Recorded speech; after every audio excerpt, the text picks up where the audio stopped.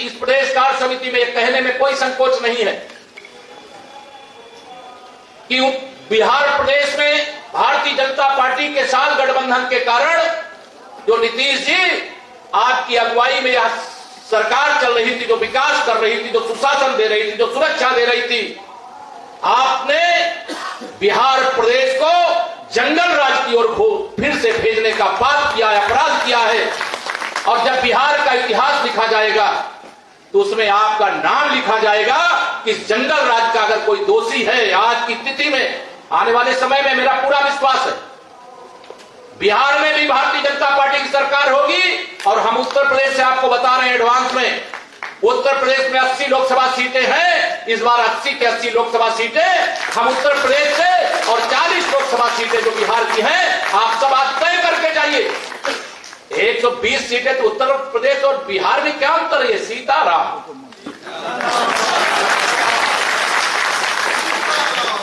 और 120 सीटों का प्रभाव कहां तक जाएगा, मुझे कोई कहने में संकोच नहीं है कि अब की बार माननीय नरेंद्र मोदी जी के नेतृत्व में 400 पार। यह आज एक माहौल है हर व्यक्ति के मनमानस में, यह बैठा हुआ है कब 2024 का चुनाव आए, कब कमल की बटन दबाएं, कब माननीय नरेंद्र मोदी जी के नेतृत्व में, माननीय नरेंद्र मोदी जी के नेतृत्व में दुनिया के अंदर आज भारत की प्रतिष्ठा कैसी बढ़ी है इसका वर्णन करूंगा।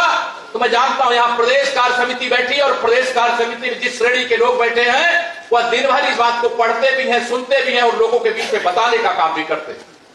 हमारी सरकार आतंकवाद मुक्त, भ्रष्टाचार मुक्त भारत बनाने के लिए उत्तर प्रदेश को हम बना चुके, बिहार बनाने के लिए आपने को एक तेजी के साथ आगे बढ़ने का काम करना है।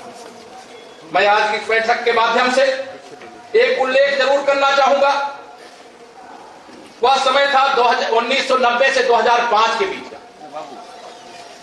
आज यह कहते हुए मुझे गर्व है 1990 से 2005 के बीच की जो सरकार यहां पे थी श्री लालू प्रसाद यादव जी के नेतृत्व में, उसे जंगल राज, गुंडा राज, दंगा राज के रूप में जाना जाता था।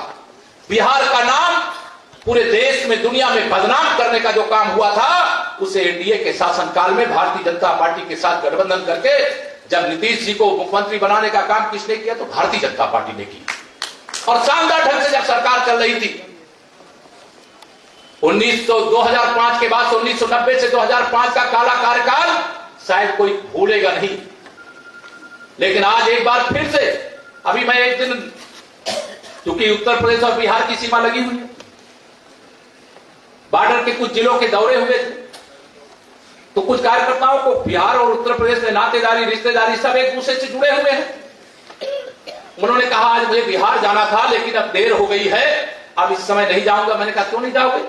कहे नहीं, अब बिहार के अंदर फिर से जंगल राज वापस आ गया, फिर कल दिन में जाएंगे, अन्यथा जाएंगे सुरक्षित आएंगे कि नहीं आएंगे इसकी गारंटी नहीं। तो यह माहौल, यह संदेश क्यों इस प्रकार का हुआ, क्यों इस प्रकार की अराजकता पैदा हुई? अगर यह आप बात ध्यान देंगे तो अगर श्री नीतीश कुमार जी ने यह पाप नहीं किया होता, महागठबंधन के साथ, लालू प्रसाद यादव जी की पार्टी के साथ, राष्ट्रीय जनता दल के साथ जो सपने बुन करके उन्होंने सरकार बनाने का काम किया है, आज आप सबको मैं बधाई देना चाहता हूं। 3 उपचुनाव यहां पर हुए हैं जिसमें उनकी पूरी ताकत लगाने के बाद 2 सीटों पर आपने कमल खिला देने का काम किया।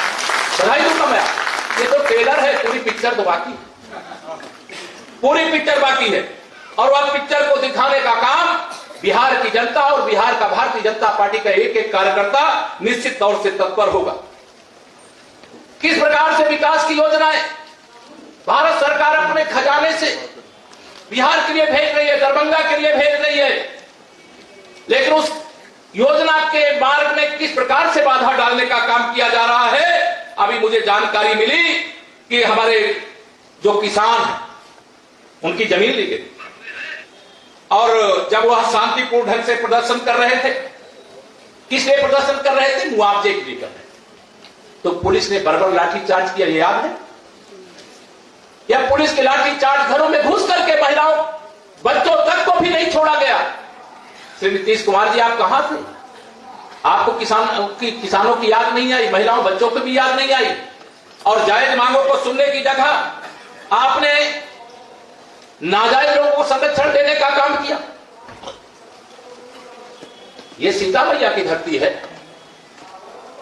जातिवाद के जहर को फैलाने का काम मत करवाइए।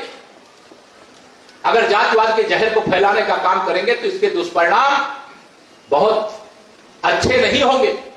लेकिन जिस प्रकार से बिहार के अंदर जमीन का अनधिकृत रूप से अधिग्रहण और फिर अनेक इनके मंत्री परिषद के मंत्रियों के द्वारा ये कोई कह करके नहीं बच सकता है कि वह तो हमारे गठबंधन के दूसरे दल का नेता था इसलिए उसने ऐसी टिप्पणी की, या मुझसे जाकर के पूछो। हम लोग देखते रहते हैं।